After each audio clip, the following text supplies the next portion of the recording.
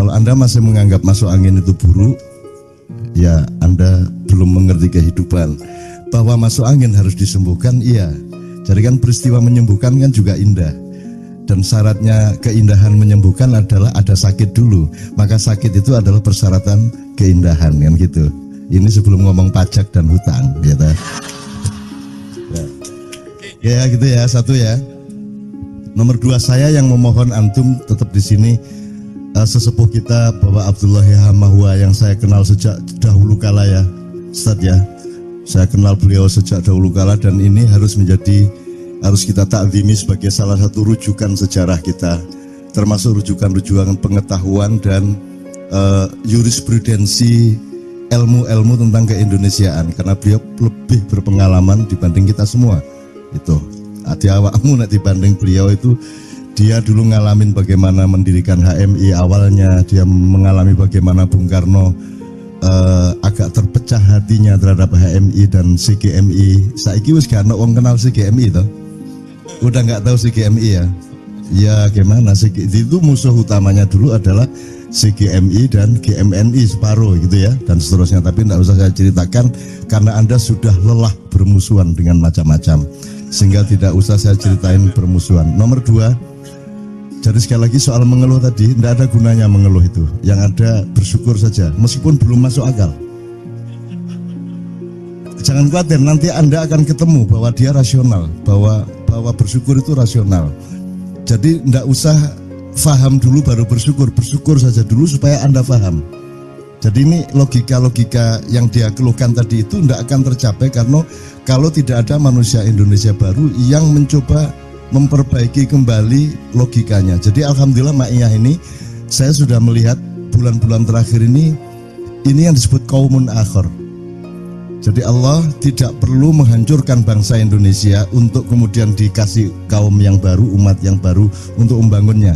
Di tengah kehancuran ini juga sudah lahir manusia baru seperti Anda, seperti Arek Gendeng Malang Budi Setiawan Ikumang Sapiturute. Itu manusia baru, itu hibrida baru Indonesia. Dan selama masih hibrida gendeng yang mengurusi itu, Anda juga tidak usah mengeluh. Wis mesti wong gendeng wis mesti ngono iku, katanya apa meneh. Tapi kan ada Anda, ada dia, ada teman-teman semua, dan ada kita. Usiamu kan masih 20, 30, 40 paling ya. Jadi kita punya harapan besar, dan ini jumlah kayak Anda ini ada di mana-mana, di Purwokerto, Banyumas, Purbalingga, Ngawi, Madiun, Ponorogo lahir manusia baru Indonesia. Jadi Allah tidak perlu menghancurkan bangsa Indonesia. Allah di tengah kehancuran ini langsung melahirkan qaumun akhir, Indonesia yang berbeda, Indonesia yang baru. Dan itu sudah terjadi. Itu loh. Bahwa nanti berhasilnya itu bertahap. Mungkin Anda sudah umur 50 baru kelihatan. Saya mungkin anak saya, cucu saya dan seterusnya baru berhasil betul. Loh, ini kan komplikasi penyakitnya luar biasa. Dan Anda tadi itu digaram-garami sama Anda sehingga anak Malang tuh tidak tahan. Wis loro dikei lombok meneh. Wis seru aku iki nek gendeng wis seru. Kan gitu ceritane kan ya, sehingga si siapa tuh Doni Setiawan tadi kan wis seru aku nek gendeng kok aja dipeliak-peliak kan gitu kan. Oke. One, itu first. The second, saya seneng siapa tadi menyanyi Ruth Sanaya tadi siapa? Semua boleh tampil, nggak ada syarat. Setan pun tampil boleh. Karena kalau dia berbuat buruk di sini, dia akan mengalami kebakaran di dalam hati, jiwa dan pikirannya, mungkin juga hidupnya. Barang siapa berbuat jahat di sini, barang siapa punya hati jahat di sini, Anda tunggu. Nggak usah lama-lama, Anda tunggu saja. Jadi semua yang di sini ini, Ustadz Himamwa ini mereka orang-orang insya Allah tulus. Mereka semua ikhlas untuk Indonesia. Tidak ada orang mau jauh-jauh, apalagi di Jakarta yang bukan kota ini, tapi hutan rimba ini yang tidak jelas ini. Mau datang-datang jauh-jauh ke sini tanpa pamrih, tidak mencari uang, tidak mencari apa-apa, kecuali mencintai Indonesia. Masa Allah tidak akan membuat Anda hidup lebih berperan dan lebih sumringah di masa yang akan datang. Jadi ini mereka insya Allah tulus semua. Nah, setan pun kalau dia tampil di sini itu mau tidak mau dia harus berbuat baik. Jadi Anda pengennya setan berbuat baik atau berbuat buruk? Benar. Kan Anda maunya setan itu buruk toh? Ya toh? Dan Anda sudah klaim dengan stigma setan itu buruk. Lah itu kan salah Anda ngomong gitu itu. Setannya mengeluh sama saya. Saya ini disuruh Allah ini saya jadi setan ini. Saya ini cuman taat. Saya tidak punya kemungkinan lain. Sama dengan malaikat tidak punya kemungkinan lain. Manusia dan jin punya kemungkinan. Faman syaa falyu'min, faman syaa falyakfur. Kalau kamu mau percaya, percaya. Kalau mau khianat, khianat. Kalau kamu mau baik, baiklah. Kalau mau buruk, buruklah dengan resiko masing-masing. Kita punya demokrasi dari Allah. Setan tidak punya. Lebih beruntung mana Anda apa setan? Kan lebih beruntung Anda. Makanya saya itu tidak tega sama setan. Kalau sholat, kalau saya kebetulan jadi imam, saya tidak ngomong, ayo softnya dirapatkan supaya tidak diisi setan. Saya tidak tega.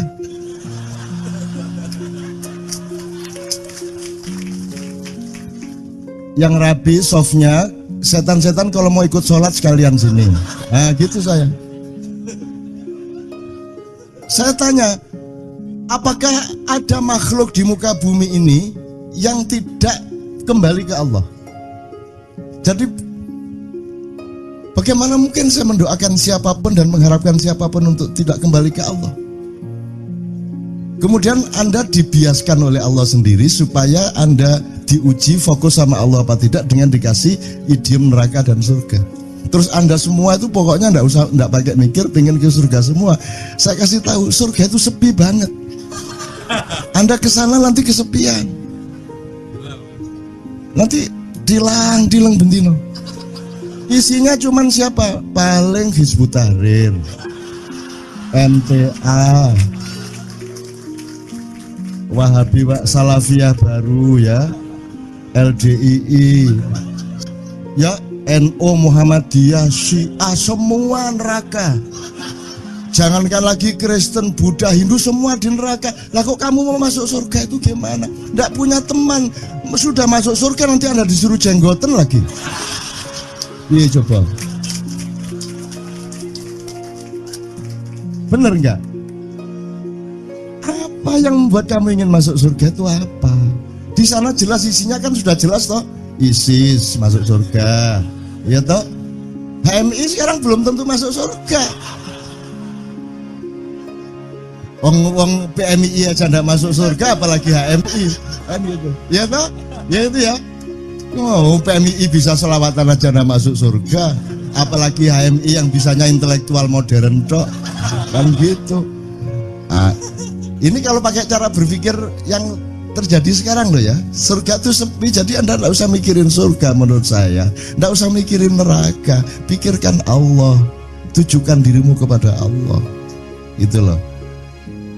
Udah, nanti saya akan pelan-pelan memberi contoh soal itu supaya ini cepat saya berdialektika sama beliau-beliau. Saya ulangi lagi, kenapa kok di sini boleh tampil siapa saja, dan Anda datang ke sini tanpa syarat harus berpakaian ini, harus tidak ada syarat apa-apa. Gila apa? Allah saja menghamparkan bumi untuk semua makhluknya tanpa syarat kok. Masa kaji memberi syarat-syarat? Ya syaratnya nek iso nek pas ono kotak liwat ya isih nono apa. Ya nek ikut tok lah rek. Itu juga bukan syarat, itu cuma kon iki kok cik kebacute gitu. Badok tok gak tahu membayar. Ya gitu ya. Oke. Karena gini teman-teman sekalian. Dulu anak saya Sabrang, ketika saya ngurusin peralihan dari Orba ke Reformasi, saya kan tinggal di Kelapa Gading. Dan ketika itulah Sabrang minta kuliah di luar negeri dan dia akhirnya dia milih Kanada. Kemudian tiba-tiba krisis, dolar naik sampai 10.000, 15.000 dan seterusnya, sehingga saya email sama Brang, ini aku nggak bisa melanjutkan lagi, nggak mungkin saya membiayai kamu di Kanada, saya sendiri nggak jelas kerjaannya dan sekarang rupiah sedang anjlok luar biasa, jadi saya mohon maaf tidak bisa mensupport kamu kuliah di Kanada. Terus Sabrang menjawab dengan santai, oke saya pulang ke Indonesia, nggak ada masalah, saya nggak kuliah di luar negeri, tapi satu syaratnya, kata Sabrang. Apa? Jangan disuruh kuliah di Indonesia. Itu syaratnya Sabrang. Nah terus piye Brang? Ya pokoknya ya saya pulang, tapi jangan saya terus dikuliahkan di Indonesia, enggak mau saya. Kenapa? Ada bedanya kuliah di Indonesia dan di Kanada, dia bilang. Apa bedanya, Brang?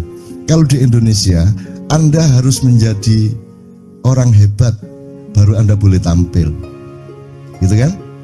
Betul enggak? Kalau di Kanada orang semua boleh tampil supaya publik tahu dia hebat apa tidak. Kalau di Republik Indonesia direkayasa seolah-olah hebat, kan gitu kan? Seluruhnya mekanisme seperti itu. Jadi sebelum itu dibereskan, utang tadi itu nggak bisa kita bereskan. Memang siapa yang mau beresin? Oh, mereka maunya gitu kok. Mereka itu maunya gitu kok. Gitu loh. Nah terus ini mohon PR untuk Anda semua. Jadi Ustadz Nur Samad, kan kalau nggak salah seimam siapa ya? Yang Alexandria kita ke sana, yang Burda, Bushiri ya. Kan ada Muhammadun Basharun, walaisa kal basari, bal huwa yakut bainal hajari. Kalau dilakukan dengan lagu Eropa, Muhammadun Bashar, laisa kal bashari, bal huwa yakut bainal hajari, gitu kan? Muhammad itu manusia biasa, makhluk biasa, tapi dia tidak biasa. Dia mutiara, dan manusia yang lainnya adalah batu-batu, kan gitu. Nah, jadi orang boleh tampil di sini supaya kita tahu dia batu apa mutiara, kan gitu. Nah itu bedanya dengan Republik Malang gendeng mang, ya. Arek Malang gendeng itu wali aneh apa rek? Angel itu dibalik ya, angel nek arek kan kerah ya Ustaz. Di Malang tuh semua dibalik. Jadi kalau Allah tuh halla, itu Allah. Malang kok dibalik, pokoknya dibalik kata, urutan kata itu dibalik. Halla, Allahu Akbar. Oh Akbar lali apa Akbar? Rakba, halla rakba. Malang loh. Dibalik-balik pokoknya. Kerang alam gitu loh. Malah seneng nyebut dirinya sendiri bedes. Oke, saya terusin. Nanti saya mohon antum, tolong antum bantu saya jelasin Muhammadun Basharun walaisa kal bashari. Ini akan kita tarik garis ke demokrasi, ke peradaban, ke ideologi. Karena dalam demokrasi sama kok. Anda itu mau mutiara, mau berlian, mau emas, mau perak, mau kerikil, suaranya satu. Sehingga setiap hari Anda dididik untuk menganggap bahwa semua itu cuma punya hak sama. Loh ya beda. Mutiara sama batu kok sama. Jadi demokrasi itu di mana letaknya? Dia harus tahu diri, tempatnya tertentu. Tidak di seluruh hal kita harus berdemokrasi. Dan gitu dan seterusnya. Saya itu Pak Abdullah tidak pernah menganjurkan orang merokok. Ya. Sebelum Anda mengerti dirimu jasmaniah rohaniah, sebelum kamu mengerti kehidupan ini sebagai satu metabolisme kosmis yang Allah atur sedemikian rupa, dan sebelum kamu mengerti sejarah rokok, kalau kamu belum mengerti semua jangan merokok. Itu ya satu. Nomor dua, saya ini tidak pernah menggunakan hak-hak saya dalam hidup ini. Hak politik tidak saya gunakan. Mosok orang kayak gitu jadi presiden saya nggak bisa. Saya nggak pernah gunakan hak saya Pak Abdullah. Saya tidak pernah masuk organisasi, saya tidak pernah menggunakan hak saya sebagai orang yang boleh jadi pengusaha, boleh jadi presiden, boleh jadi apapun. Semua tidak pernah saya gunakan. Hak-hak itu saya tinggalkan. Hak untuk menjadi ulama, hak untuk dapat sertifikasi kiai segala macam, semua tidak saya gunakan. Saya cuma minta satu, hak merokok. Ya.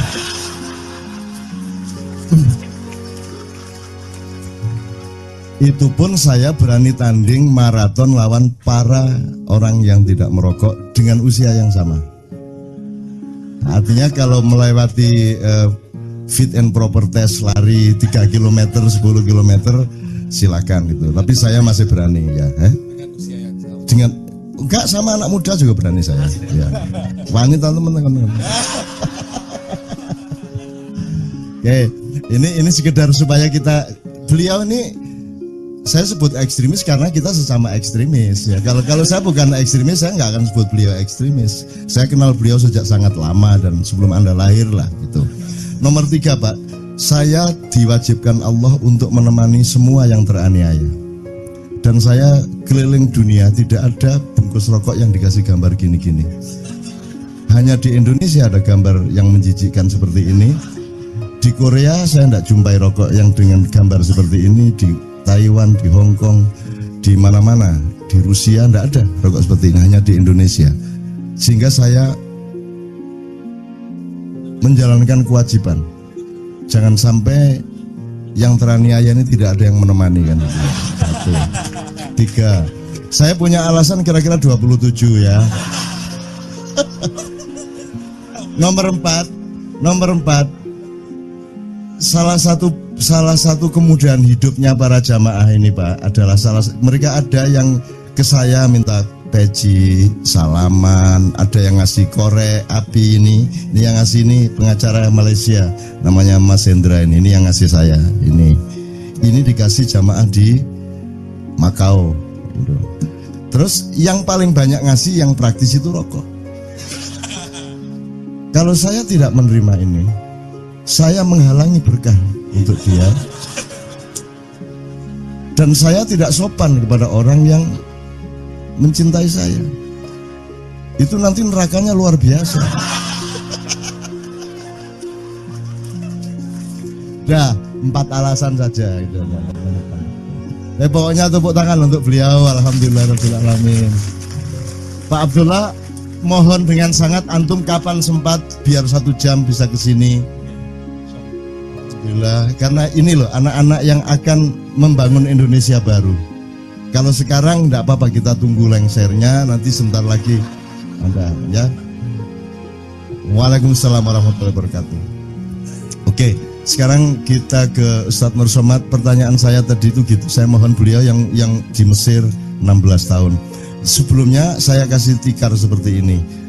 Tadi kan saya mengatakan Syekh Imam Busiri itu membuat syair mengenai Muhammadun Basyarun walaisakal basyari bal huwa yakut bainal hajari, kan gitu Ustaz ya. Itu satu terminologi sebenarnya, satu terminologi. Saya bagaimana elaborasinya terhadap praktek demokrasi yang membuat orang tidak lagi punya tradisi dan kepekaan untuk menghargai keunggulan-keunggulan dan keistimewaan-keistimewaan, kan gitu kan? Itu karena kita semua itu haknya sama. Ya enggak sama dong haknya. Haknya bebek sama haknya burung ya beda dong. Dia punya hak sama ketika pilkada itu toh, ya. Tapi selebihnya dalam kehidupan ini dia punya hak yang berbeda. Hak burung untuk terbang, hak bebek untuk berenang, hak ayam untuk dodol-dodol, ya toh. Semua haknya berbeda-beda dan hampir seluruhnya berbeda. Bahkan dirimu dengan dirimu itu berbeda. Bagaimana mungkin dirimu tidak berbeda dengan dirimu? Karena engkau tiap hari memiliki pengetahuan baru tentang dirimu. Dirimu yang sekarang bukan lagi dirimu yang kemarin, karena yang berkembang adalah pemahamanmu. Makanya Allah tidak mengatakan Allahu kabir, walakin Allahu akbar. Akbar itu artinya lebih besar. Jadi dia dinamis, selalu baru pengetahuan kita mengenai hidup, mengenai diri sendiri, mengenai apalagi mengenai Allah. Karena Anda aslinya tidak mungkin Anda mengenal Allah. Tidak mungkin. Itu Allah memudahkanmu dengan gini aja deh, daripada kamu repot sebut saya Allah. Padahal dia bukan Allah. Jangan terus itu Allah loh, itulah untuk kamu lah supaya gampang gitu loh. Supaya kamu punya idiom, punya ada nomenklatur kan gitu. Aslinya dia bukan Allah. Loh, untuk apa Allah punya nama? Untuk Allah. Kamu gimana sih? Allah punya nama itu untuk disapa siapa? Nah, kalau umatnya dia bunuh semua, terus dia sendirian. Sing nyapa sapa? Lah sakarepe dhek. Lah nyapa emang Allah punya teman siapa? Sehingga dia butuh nama untuk disebut, untuk dipanggil. Dia tidak butuh apa-apa, tidak perlu apa-apa. Makanya Ustadz Abdullah mengatakan kita masuk surga pun bukan karena kehebatan kita, ibadah kita, tetapi karena rahmat Allah. Sama dengan Allah adil kepada kita. Emang dia punya kewajiban untuk adil? Lah ya, Apa posisi selain Allah untuk menempatkan Allah pada suatu kewajiban? Allah tidak punya kewajiban apa-apa, dia hanya punya hak. Dan manusia tidak punya hak apa-apa, dia hanya punya kewajiban. Jadi hak asasi manusia itu yang merusak pikiran Anda selama ini. Hak opo dul? Wong kon niku nesing gak iso gawe dhewe. Iso takon menciptakan metabolisme sehingga kamu mengurai mana protein, mana karbohidrat, mana sampah. Terus kalau kamu sama Tuhan udah saya kasih badan urus sendiri. Coba kalau gitu gimana? Bisa enggak? Kan enggak bisa. Kamu melahirkan bayi dan semua bayi di muka bumi ini oleh Allah diseragamkan nangis begitu keluar. Bayangin kalau Allah bikin anomali, ono bayi metu,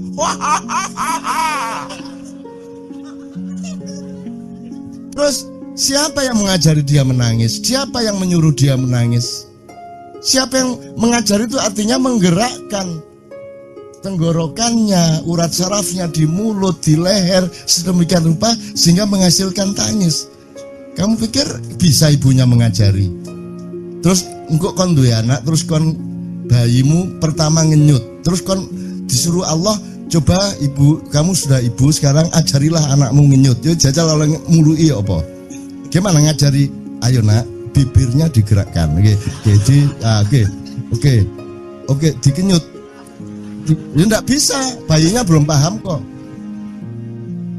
Jadi bagaimana manusia punya hak itu bagaimana? Enggak mungkin manusia itu punya hak. Kalaupun ada hak itu hak pakai, bukan hak milik, ya toh? Hak pinjaman kan gitu. Nah, ini kalau ngomong hakikat dan kita sudah rusak sekarang ini. Jadi saya bertahan di situ. Saya tidak pernah menggunakan hak karena saya sendiri memang sebenarnya hakikatnya tidak punya hak. Nah sekarang ini supaya Ustadz Nur Somad nanti lebih mudah menjelaskan, saya kasih teman-teman idiom-idiom ini. Hak dan kewajiban. Kemudian gini mas, tadi kan kita ngomong mutiara, batu, jadi berarti ada berlian, ada emas, ada macam-macam hasil, ada ake ya, ada ake segala macam. Sekarang ini lagi laris ini ake-ake ini. Apa? Bacan. Apa itu Pak? Oh gitu ya, batu bacan ya. Sekarang gini, kalau mau ngomong praktis gampang. Presidenmu ku krekil tak mas, mana guys? Wono sing ngomong opil ini. Gini, saya tidak. Loh, apakah batu menjadi rendah karena dia batu di hadapan emas?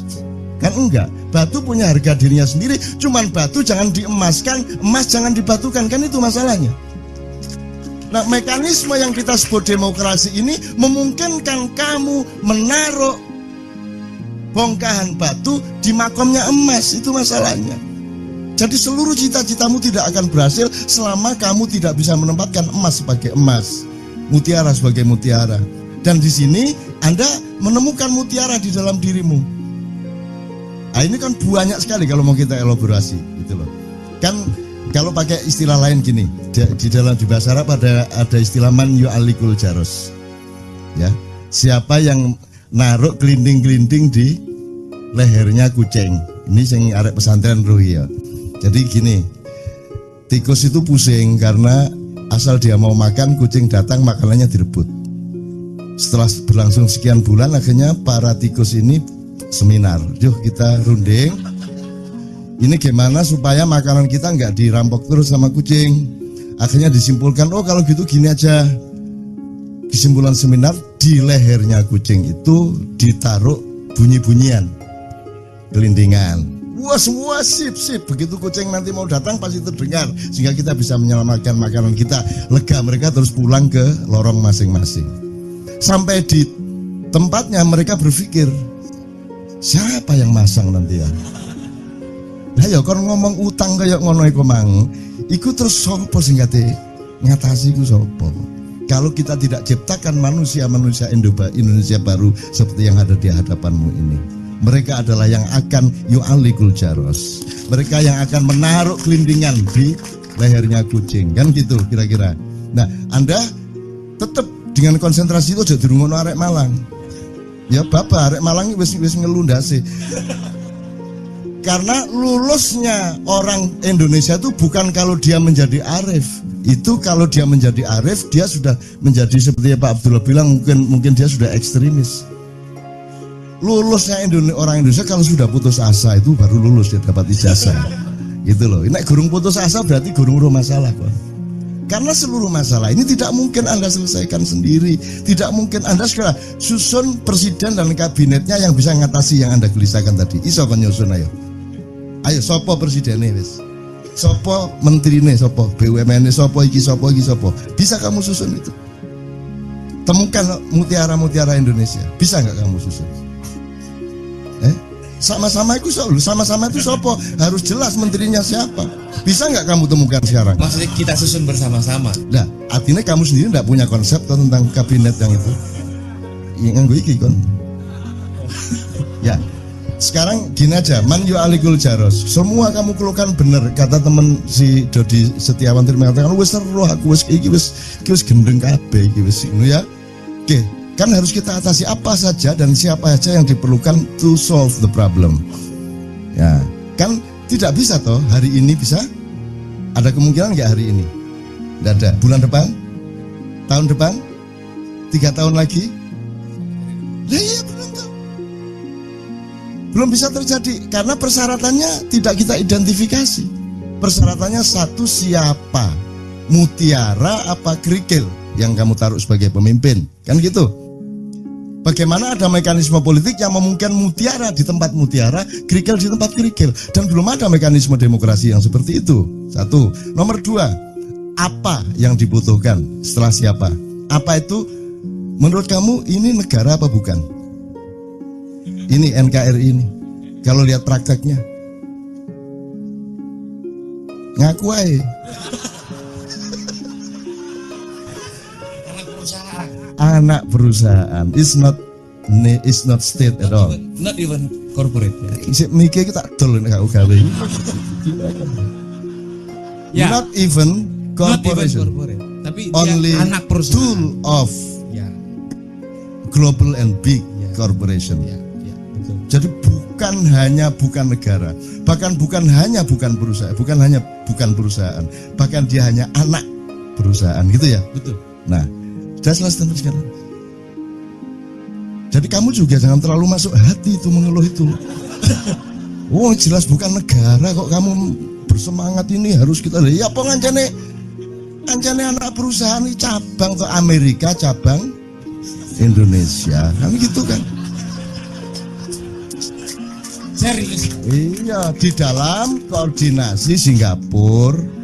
Terus nanti di kavalerinya Israel, Arab juga ikut, terus Cina Bank Dunia. Ya, Bank Dunia dan sistemnya syariatnya harus syariat Bank Dunia kan gitu kan? Iya. Bahkan kalau ada bank apa syariat, itu benar apa syariat Islam? Kalau kamu masuk ke bank syariat, terus kamu tidak menemukan Islam di sana, yang salah kamu apa mereka? Yang salah kamu karena kan dia tidak bilang bank syariat Islam, bank syariat tuh. Ya syariat itu yang penting aturan ya ta? Ya aturannya ya sakarepe sing duwe bank. Lah kok kon nuntut Islam? Goblok kon. Ya salahmu dhewe. Karena kamu terkena stigma bahwa kalau bahasa Arab mesti Islam. Goblok itu jenenge. Gitu loh, satu. Wes, ini soal bank. Saya tanya, siapa jenenge Adi ya? Ardi. Kalau ada orang Islam masuk Kristen, dia kan menjadi Kristen atau dia masih Islam juga? Ada orang Islam masuk Kristen. Atau orang Kristen masuk Islam terserah. Pokoknya kalau orang sudah menjadi Kristen atau sudah menjadi Islam, dia masih Kristen atau tidak? Pernah. Kemarin Kristen sekarang Islam atau kemarin Islam sekarang Kristen gitu kan? Ya. Karena masalah prinsip. Sekarang saya tanya, perbankan itu masalah prinsip atau bukan? Bukan. Loh, komersial itu enggak prinsip. Loh 4 dikurangi 3 boleh sama dengan 5 itu enggak prinsip. Matematik itu prinsip atau bukan? Matematik itu ilmu paling suci. Ilmu pasti itu kesucian. Karena tidak ada opini di situ. Tidak ada tafsir, tidak ada ijtihad dalam matematika. Nek 4 ping 4 16 titik. bah disogok wedokan piro. Ya, tolong, matematika itu ilmu paling suci di dia itu tajallinya Allah. Ya, itu matematika. Itu ya teman ya. Jadi saya kembalikan ke pertanyaan kepada Anda tadi, ya syariat. Sekarang ini orang nyun sewu ini yang pegawai bank syariat ya. Dan dakwah terusin saja wong darurat kok. Darurat itu enggak masalah. Atau kalau waktu di Boyolali saya tanya gini, Bapak-bapak, ibu-ibu ngertos bedanya tayamum kali wudu? Ngertos. Tahu bedanya wudu sama tayamum? Di sini tahu semua ya. Oke, kalau wudu itu pakai air, kalau tayamum kenapa kok pakai debu? Kenapa tidak ada air? Bisa karena airnya kotor, bisa karena airnya dicuri orang, bisa karena tidak ada air, PDAM-nya nggak jalan dan seterusnya. Kemungkinannya banyak dan itu bisa diterjemahkan ke kasus-kasus nasional. Sekarang pertanyaan sederhana, ini negaramu ini negara wudu apa tayamum? Nah, jelas kan masalahnya? Jelas masalahnya? Oke, ya. Jadi kalau kamu itu ngomongin macam-macam tadi, kamu harus ingat bahwa ini tayamum ini. Nah, jadi sekarang di Boyolali, di Boyolali dan Salatiga itu sudah jadi idiom rakyat. Oh, siku lurah tayamum itu. Gitu. Ya mudah tuh Mas. Nah, cita-cita kita adalah bikin negara wudu beneran, dengan air beneran, kesucian beneran. Jelas ya? Gitu loh. KC ini, Ma'iyah ini adalah untuk transformasi supaya kita bisa benar-benar menjadi manusia wudu. Karena kita tayamum terus. Karena debunya kita masih kena narkoba, kena taek, kena segala macam ya. Gitu loh, ya. Ya, oke. Jadi kembali ke bank. Berarti bank itu prinsip enggak? Kenapa bank mandiri upamanya kok bikin bank syariat mandiri? Karena ada yang tidak benar menurut mereka di bank mandiri konvensional sehingga mereka bikin yang lebih benar ya? Kira-kira gitu. Loh kalau enggak ngapain bikin bank syariat kalau enggak prinsipil? Loh kudune kan kalau memang bikin itu kan karena ada prinsip yang lebih benar. Makanya saya tanya kalau orang Islam sudah masuk Kristen, dia sudah Kristen apa sudah Kristen tapi masih Islam? Lagi apa? Bank mandiri ki wis syariat ta gorong? Belum loh, sudah ada syariat gitu kok. Enggak, itu prinsip juga, Cak. Nah, itu prinsip. Kalau memang sudah bikin bank syariat yang lama bubar. Nah, prinsipnya bukan di syariatnya ternyata. Oh, prinsipnya mencari nasabah baru. Jadi ternyata syariat itu hanya alat ekonomi dan kapitalisme untuk mencari nasabah baru, memperluas pasar. Itu kan yang kamu maksud tadi. Ya kalau gitu jangan sebut syariat. Entek kata-kata apik ndek donya iki. Syariat wis digawe, ya toh? Saiki ono lomba perkutut akbar. Ono lho. Ya apa iki entek apa? Habis kata-kata yang baik ini. Ben ada wali, ada dewa, habis semua nih. Ya, apalagi? Saya tuh betul-betul ingin penuntasan kegilaan. Mbok nek gendengku temenan aja setengah-setengah. Masa belum ada. Iya, misalnya TV ini kan belum lengkap, belum ada apa? Kalau misalnya RC itu RCTI apa toh?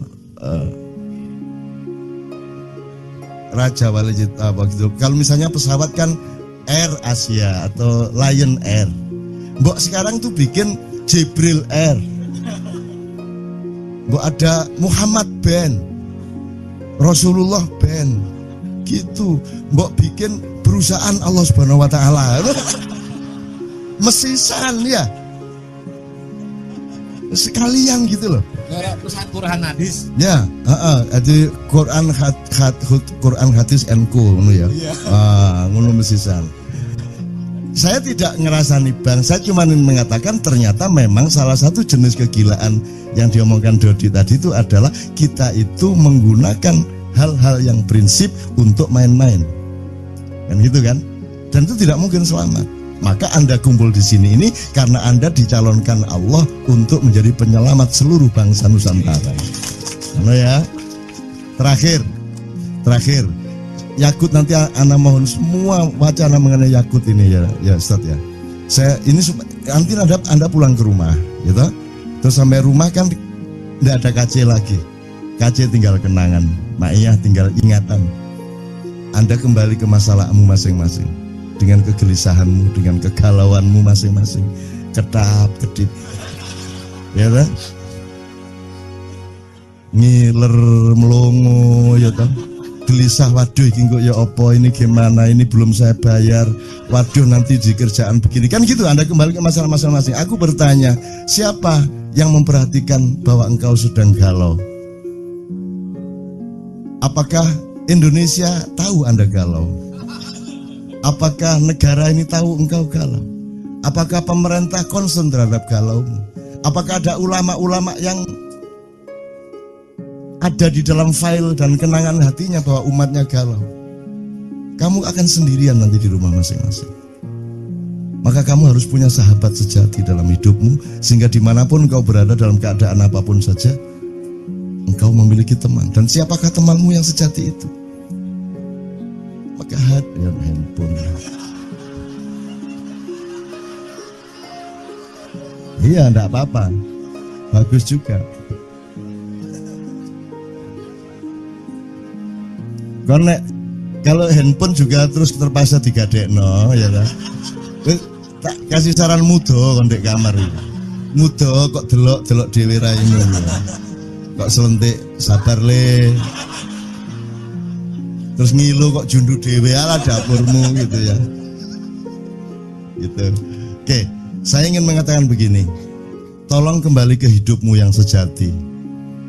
Kemanapun engkau pergi, kamu harus selalu memiliki kesadaran untuk berpijak kepada yang sejati. Yang sejati itu gampang. Saya kasih 3 idiom. 1 cangkul, 2 pedang, 3 keris. Jangan dilihat kerisnya sebagai benda, jangan dilihat pedangnya sebagai benda, jangan dilihat cangkulnya sebagai benda, tapi sebagai pemahaman dan kesadaran. Kalau cangkul itu fungsi apa, Dik? Ya Maya, mosok pacul kayak motong rambut kan itu ya. Maksud saya dia berfungsi apa? Berfungsi ekonomi. Makanya menteri pun kalau pergi ke kantor dia bilang sama tenan, sebentar aku mau nyangkul, kan gitu. Jadi cangkul sebagai pemahaman mengenai fungsi ekonomi. 1 ekonomi. Dan ini kan yang terutama di Indonesia kan. Kenapa orang Indonesia tidak ada yang hebat beneran kecuali yang jenius dari Allah langsung? Karena orang Indonesia itu bisa apa saja, ya, bisa apa saja, tapi cita-citanya salah. Kalau orang Barat lumayan, bisanya cuma 1 hal, tapi mereka tidak punya kemungkinan, maka mereka bersungguh-sungguh dalam 1 hal itu, sehingga banyak ekspor master di hal-hal yang mereka konsentrasi. Kene iki sembarang iso, tapi kan sing serius dan salah tujuan. Salah cita-citanya apa? Kita itu inginnya kaya, kan gitu. Orang Barat inginnya bahagia. Ini menurut Rawahu Sabrang. Ini saya diceramai Sabrang. Saya diceramai Sabrang tadi malam. Jadi anak saya adalah guru saya dan itu nyata. Kan dulu saya bikin struktur ini, Ustaz. Jadi kenapa Islam, Sabrang juga nih yang ngomong, kenapa Islam pada abad 8 tidak bisa populer, tidak diterima? Karena yang membawa adalah pedagang. Nah, pedagang itu kastanya paling rendah, gitu kan. Tapi ketika Islam yang membawa adalah para syekh, para ulama, para Maulana Magdum Ibrahim dan seterusnya sampai Sunan Giri, sampai Sunan Kalijogo, semua orang pada masuk Islam karena mereka percaya kepada begawan, mereka percaya kepada panembahan, mereka percaya kepada keris dalam tanda petik ya, nanti tolong diingetin untuk kembali ke keris. Mereka percaya kepada orang mulia, orang yang menjadi pusaka bagi orang banyak, gitu kan. Kemudian sekarang kita terbalik 180 derajat. Yang paling kita utamakan adalah kaya, di bawahnya berkuasa, berkuasa pun untuk kaya, di bawahnya lagi pinter, pinter pun untuk ikut berkuasa supaya kaya. Nomor 4 kuat. Kuat itu punya kekuatan, punya akses, punya kesaktian, punya apa. Itu pun untuk supaya dia ikut berkuasa, supaya kaya lagi. Jadi cita-cita kaya. Terus terkenal. Populer. Populer kan nyata bahwa populer itu menerobos seluruh kriteria-kriteria kualitas hidup, sehingga seorang artis seksi itu bisa mencalonkan diri jadi wakil bupati. Jadi tidak ada rasionalitas dan alur nalarnya sama sekali secara politik dan kualitas demokrasi. Pokoknya terkenal di koran, dia bisa nyalonin diri jadi pejabat. Kan ngono. Caleg-caleg anggota DPR kita banyak yang melewati jalur Malang tadi itu. Itu ya. Karena kita sudah terbalik sama sekali, teman-teman sekalian. Nah, dalam keadaan seperti ini Anda tidak mungkin merubah keadaan. Maka kita harus menciptakan manusia baru. Nah, manusia baru ini saya kasih idiom tadi, keris, pedang, cangkul. Cangkul udah kita tahu fungsi ekonomi. Kalau pedang itu kekuatan dan kekuasaan, otoritas, regulasi. Ya, kalau tidak pegang pedang, Anda tidak bisa membuat undang-undang dan aturan. Yang boleh bikin undang-undang adalah orang yang sudah dapat pedang dari pilkada atau dari pilpres atau dari pileg, kan gitu kan? Jadi pedang itu fungsi kekuasaan dan otoritas politik. Kalau keris, kewibawaan, kepribadian, kasepuan, pusaka. Sekarang aku tanya kepadamu, kamu kuliah? Sudah selesai? Sudah selesai? Oke. Kamu kuliah itu untuk cangkul, apa untuk pedang, apa untuk keris? Dah, di kita ini, bukan mulai. Ayo pertanyakan kembali dirimu masing-masing. Kamu mengerjakan semua itu untuk cangkul. Kalau yang di seluruh Indonesia tadi kan semua untuk cangkul. Kamu sekarang bertanya kepada dirimu masing-masing, kamu itu kuliah jadi doktor apa segala macam, kerja macam-macam itu untuk cangkul, apa untuk pedang, apa untuk keris? Ketiga-tiganya iya, tetapi harus ada aksentuasi. Nah, monggo, ini pilihan masing-masing. Saya tidak menganjurkan apa-apa, cuman tolong diketahui. Apakah orang yang punya cangkul lihat ke desa-desa pasti punya pedang? Belum tentu punya pedang. Tapi Anda lihat semua orang yang punya pedang pasti punya cangkul. Benar nggak? Jadi kalau kamu semua mengerjakan semua itu untuk cangkul, goblok kamu. Mestinya kamu cari untuk pedang. Karena dengan pedang kamu pasti dapat pedang dan cangkul pasti kena. Gitu loh. Kalau orang punya pedang, punya cangkul, belum tentu punya keris. Tapi kalau orang sudah punya keris, dia pasti punya pedang, dia pasti punya cangkul. Jadi sekarang kamu mau apa? Kalau kamu cari keris, cari pusaka hidup, cari kepribadian hidup, cari integritas kata orang sekarang, ya, yang beneran gitu ya, maka otomatis kamu punya pedang, otomatis kamu punya cangkul. Tapi orang se-Indonesia tadi karena tidak punya keris lagi, ibarat konstitusi itu tidak punya majelis rakyat lagi, yang ada majelis perwakilan rakyat. Ya, kita tidak punya panembahan, tidak punya pusaka, tidak punya. Karena orang sudah tidak mengerti keris.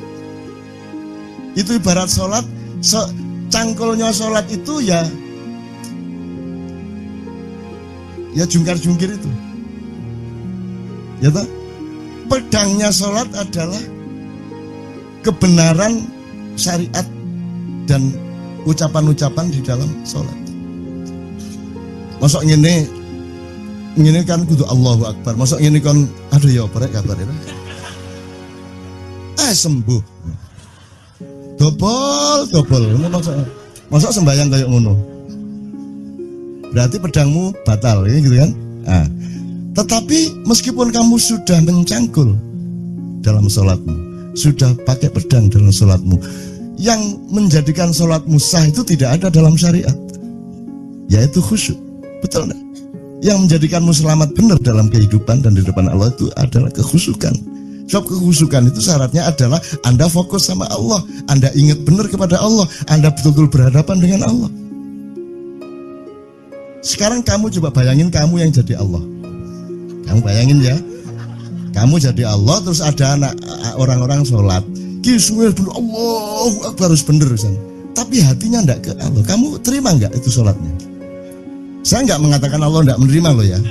Saya enggak bilang Allah enggak menerima, terserah dia. Cuman kamu bayangkan upamanya kamu itu Allah, terus ono sembayang nginangin gatel kon niku mari ngene kon ya nyolong ngono kan gitu ya. Diterima enggak kalau enggak khusyuk?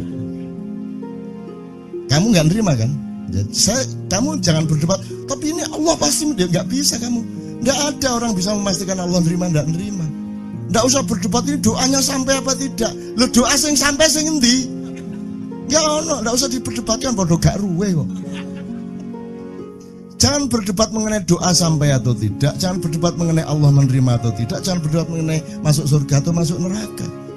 Kon iku besane Gusti Allah ta ya apa? Kapan besanane resepsine di gedung apa kon?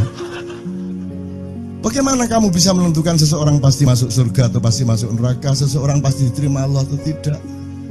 Bahwa kita yakin iya. Itulah yang namanya puncak iman. Tetapi kalau kamu disuruh menyatakan bahwa kamu diterima Allah, kamu tidak berani tanda tangan. Itu cuma keyakinan saya. Dan keyakinan kan tidak bisa diapa-apain. Dan itu juga tetap tidak bisa Anda bawa keluar, itu hanya ada di dalam dirimu. Jadi misalnya sekarang gini, Hendra, siapa Allahmu? Siapa Tuhanmu? Allah. Siapa Nabimu? Muhammad. Ya, kalau teman-teman agama lain punya struktur sendiri gitu ya. Siapa presidenmu?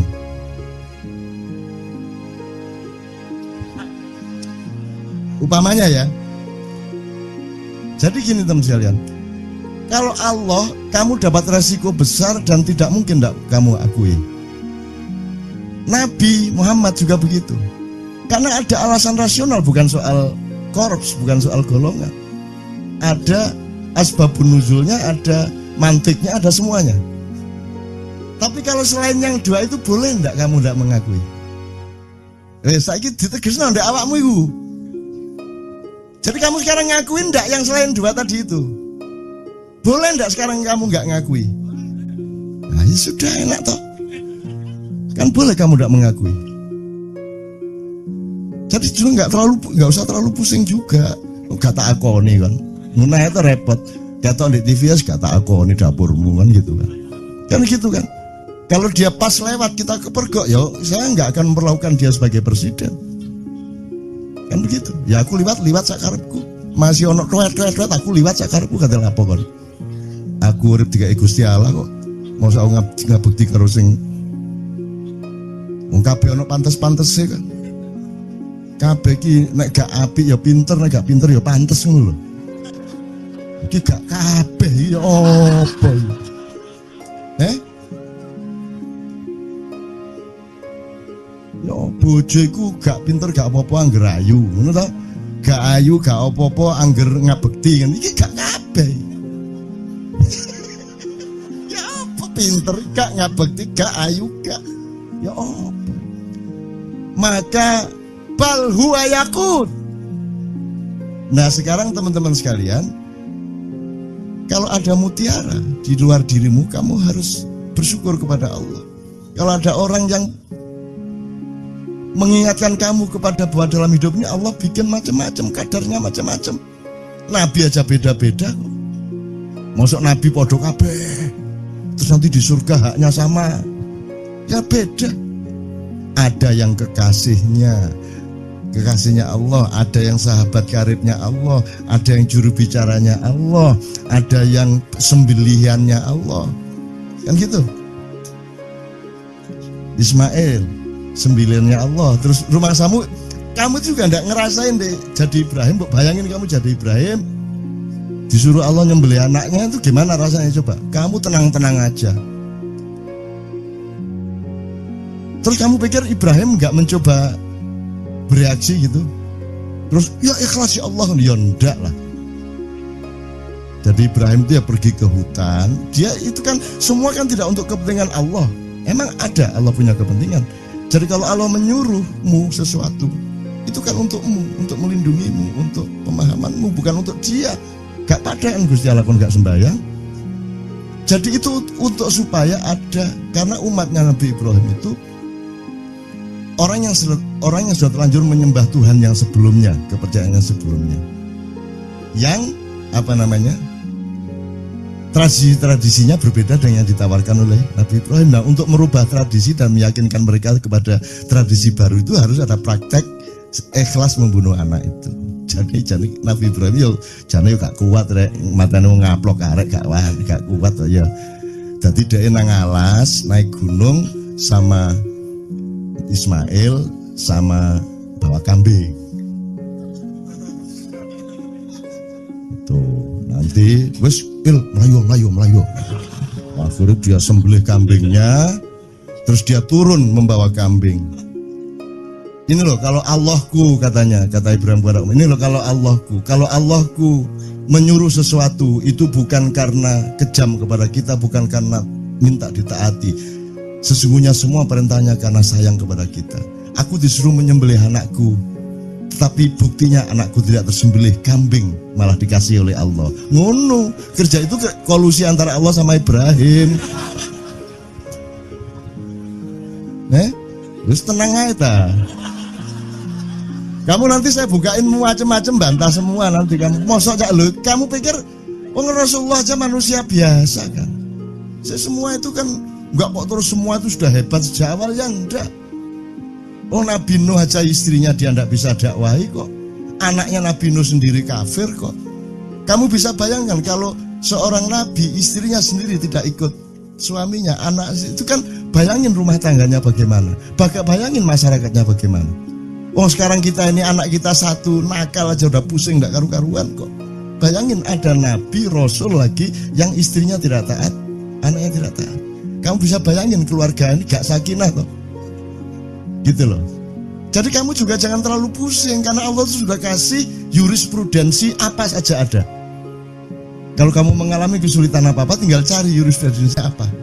Wah ini cocok iki Nabi Yunus iki, Nabi Yunus iki cocok.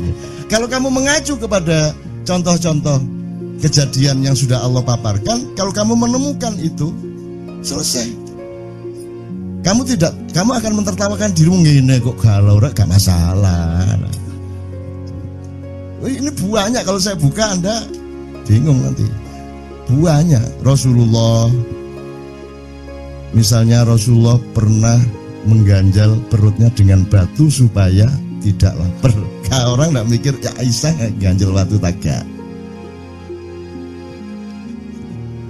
Karena enggak pernah mikir tuh. Mbok mestinya dilihat lah, kan mestinya serumah dong ganjel batu semua. Lah kamu enggak punya fakta bahwa Aisyah, jangan-jangan beliau lapar tuh karena Aisyah lupa nawari makan.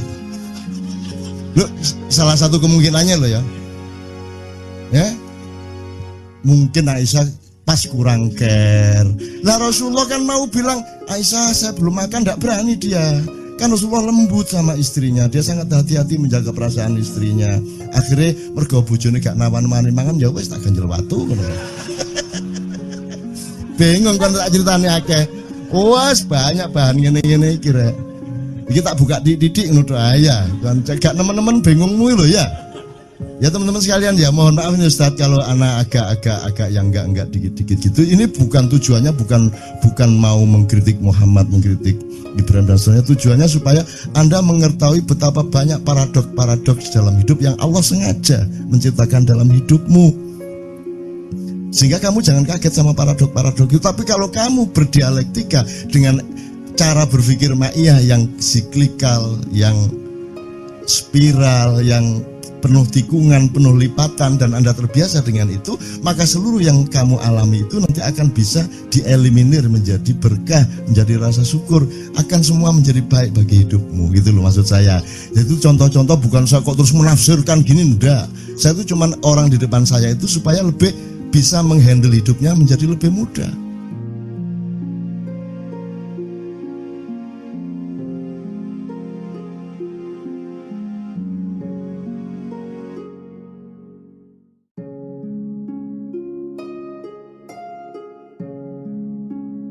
Assalamualaikum warahmatullahi wabarakatuh. Sangat tidak mudah mengambil keputusan apakah korupsi adalah milik para koruptor ataukah milik kita bersama. Juga tidak gampang mengukur kadarnya sebagai penyakit sistem, sebagai penyakit manusia atau penyakit budaya suatu masyarakat yang berada dalam sistem yang sama. Ia sangat cair, seakan-akan merupakan serbuk yang rata menabur atau bagaikan asap halus yang tak kasat mata. Sehingga tidak bisa serta-merta bisa disimpulkan bahwa perilaku korupsi adalah semacam anomali atau penyakit khusus yang berlaku pada sejumlah orang. Ataukah ia memiliki infrastruktur budaya yang memang mendarah daging secara lebih menyeluruh pada kehidupan masyarakat kita. Darah daging itu bisa jadi tak hanya berskala budaya atau kebudayaan, bisa jadi ia sudah merupakan peradaban. Terutama apabila disepakati bahwa korupsi material hanyalah salah satu output kecil dari dasar-dasar jiwa korupsi yang juga bisa menemukan manifestasinya pada perilaku lain, pada pola berpikir, cara pandang, cara memahami, cara merasakan, bahkan cara memahami dan melaksanakan iman. Tak pernah berhenti kita bertanya, di kedalaman jiwa manusia, apakah korupsi itu peristiwa mental, peristiwa ilmu, peristiwa akhlak, atau peristiwa iman? Kalau sudah sampai ke kompleksitas tersebut, kita yang di panggung berteriak, "Wahai kaum koruptor," tidak otomatis kita sendiri bukan koruptor. Atau khususnya seseorang dalam beribadah, status mulia seseorang dalam kegiatan keagamaan, citra bersih seseorang dalam imaji publik tidak serta-merta mengandung arti bahwa yang bersangkutan berada di luar lingkaran, jaringan dan sistem korup. Bahkan, kita yang bertugas memberantas korupsi perlu mengaktifkan terus-menerus kewaspadaan diri untuk menjamin bahwa dalam berbagai konteks dan nuansa itu, langkah-langkah kita benar-benar bebas dari potensialitas korupsi. Apalagi sejumlah pagar eksternal atau internal yang tak selalu bisa kita atasi, membuat langkah-langkah kita tampak di mata orang lain sebagai tebang pilih.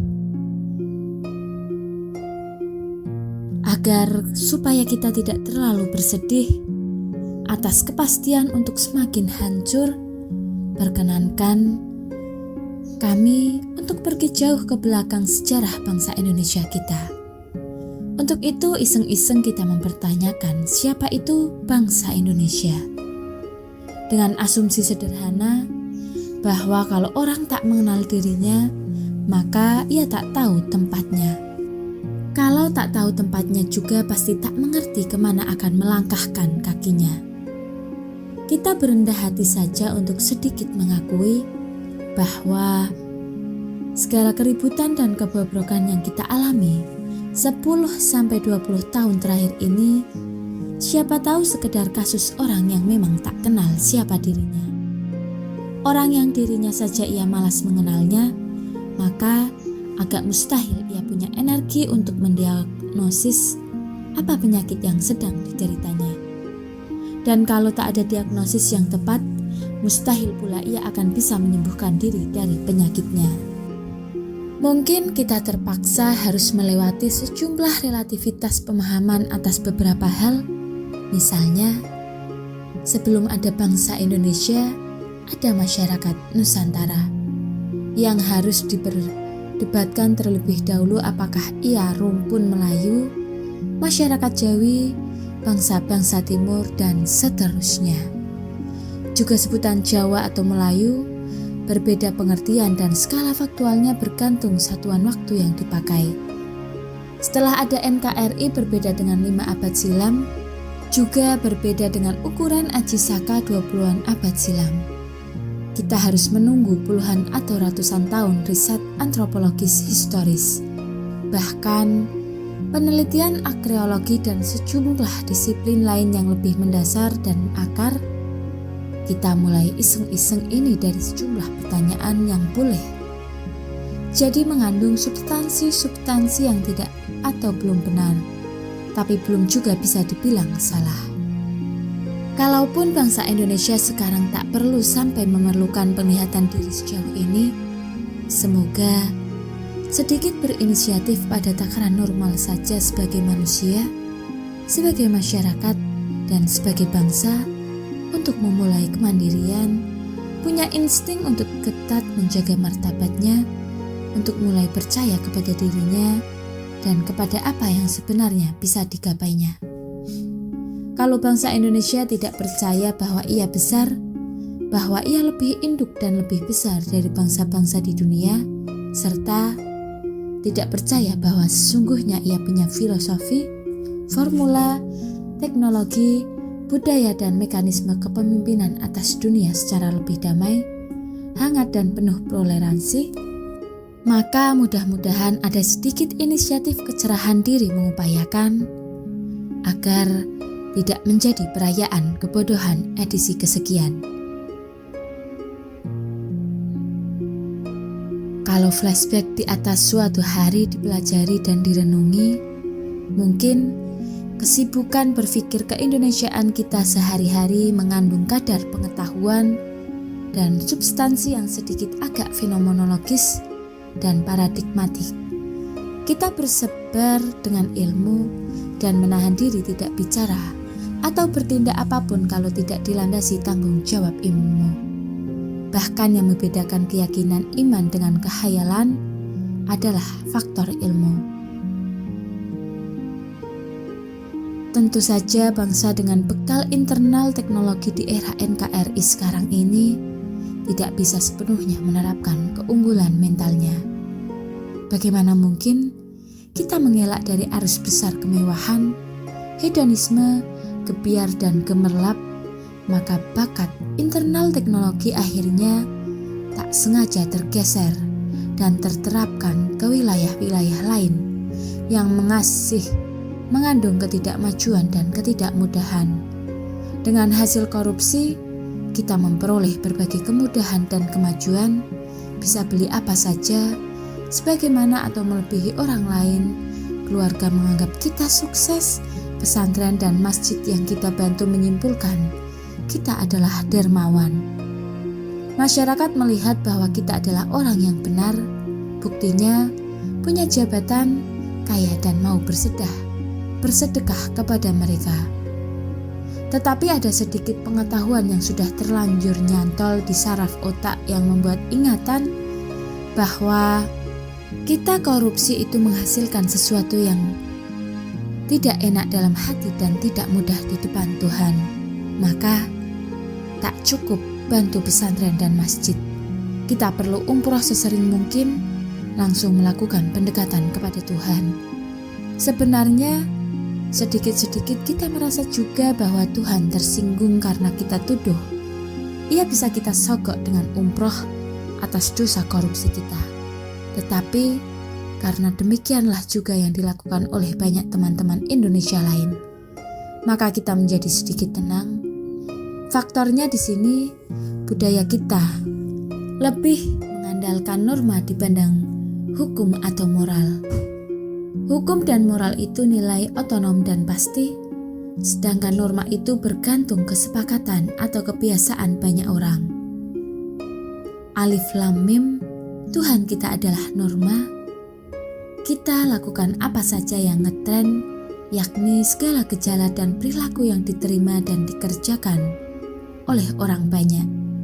Dari mode rambut, sinetron religi bulan Ramadan, demokrasi, odda pilkada, syariat non-gender, dharma wisata umroh, wisata kuliner hingga membubarkan Ahmadiyah dan FPI. Untuk bayar pajak saja kita perlu alasan. Apa kata dunia? Kunci kehancuran kita sangat boleh jadi adalah tidak atau kurang bersungguh-sungguh. Sekian yang dapat kami sampaikan. Wassalamualaikum warahmatullahi wabarakatuh.